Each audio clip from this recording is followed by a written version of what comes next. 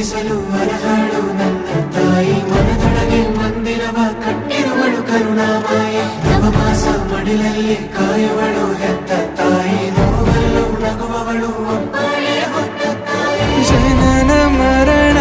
ಜಗದ ಸಂತೆ ಅದಕ್ಕೂ ಮೀರಿನಿ ಬೆಳೆದು ನಿಂತೆ ಕರುಣೆ ಸಹನೆಯ ಮೂರ್ತಿಯಂತೆ ದೇವರಿಗೂ ನೀ ಸ್ಫೂರ್ತಿಯಂತೆ ಅದೃಷ್ಟವು ನನ್ನ ಪಾಲಿಗೆ ನಿನ್ನ ಕಂದನು ನಾನಾಗಿ ಹೇ